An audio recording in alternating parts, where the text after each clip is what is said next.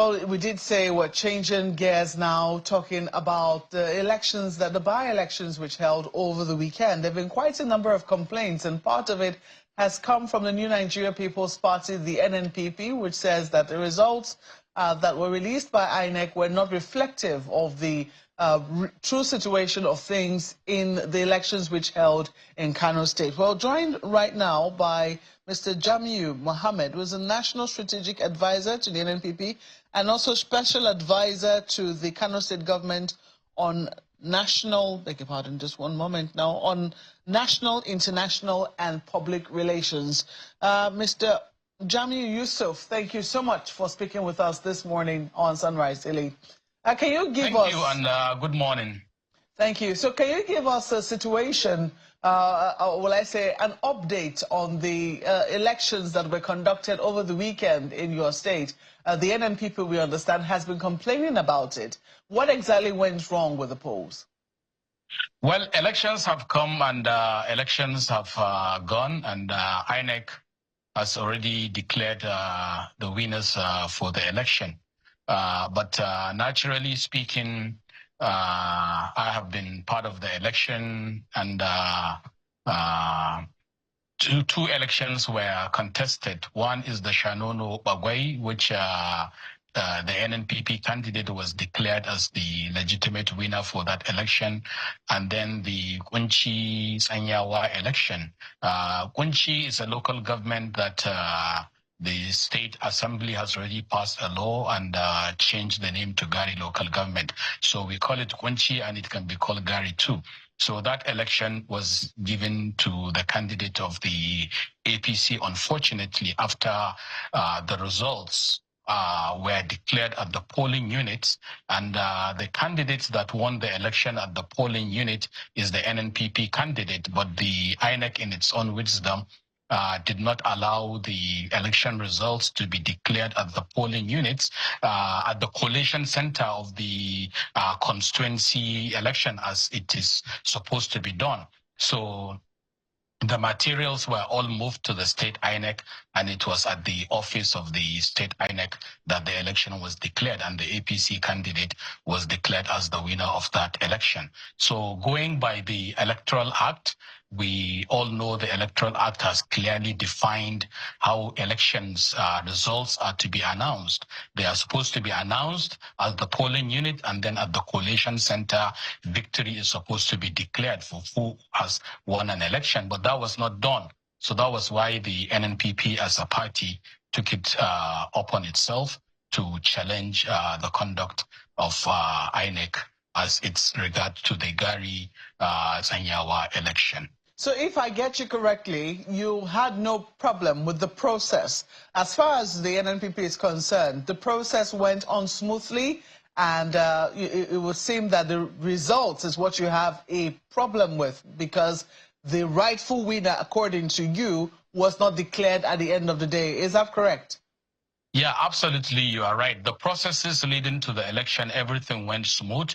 People came out en masse and voted for the candidates, and it was a peaceful conduct. Everybody that has witnessed that election saw it happening very peacefully. Even the police commissioner declared that this is one of the most peaceful election that he has witnessed in the history of him being even a police officer. So it's a peaceful process, and it was a seamless process. It was the declaration of the results that we found unpleasant.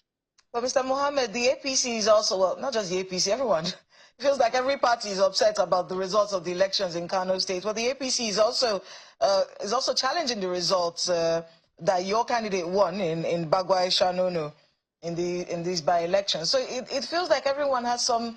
If you win, it's fair. If you don't win, it's suddenly not fair. And then you said it was very peaceful, but I'm seeing here right now, at least the Daily Post is reporting, 333 thugs have been arraigned for electoral offenses in this particular by-election. Could you speak to that? And also maybe a response to the APC saying that your candidate from the Bagwai Shanono area, they don't agree that he won that election. Well, actually, I am just even hearing about the thugs being arrested now, as you have declared it.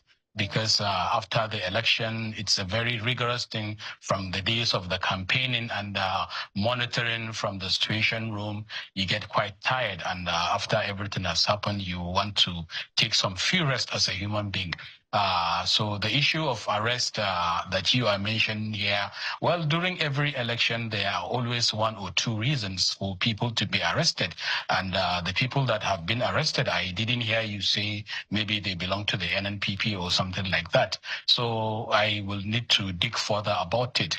But the election in Bagwai Shanono, let me tell you one very beautiful thing about that particular place. If I'm to even call the stronghold of the APC, that zone is the strongest hold of APC in Kano State. So during the governance, the 2 years of Governor Abba Kabir Yusuf, he has been doing quite a lot to impact the lives of people all over the state with so many projects from road, from healthcare, education, infrastructure, social well-beings of the people and things like that. And then in the stronghold of the APC, people realize, oh, this governor is really doing a very good work.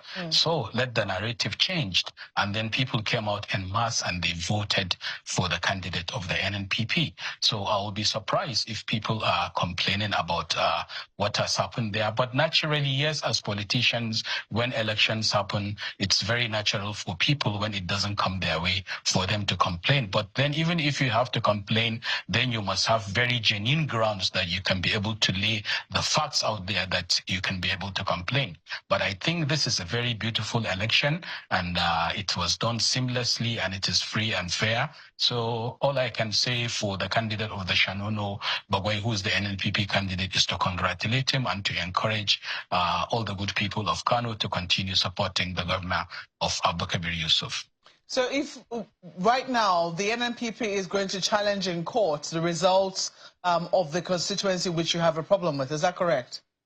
Yeah, the law has to be tested because we are having an issue here whereby clearly the Electoral Act has defined how elections are supposed to be announced after the PU has signed on the electoral papers and declared victory at the polling unit. Only the PU has the power to cancel elections, but the state INEC does not have that constitutional power to cancel any election that has been declared by the PU. So it's very awkward, and we find it very alien from the point of the law. So it's very imperative and important to set the record straight. So the NNPP will definitely approach the court so that we can be able to test it. This is a matter that has been calibrated several times before several courts, before the appeal, before the tribunal, the appeal court, and even the Supreme Court. And there has been several instances where up to the Supreme Court, justice has been given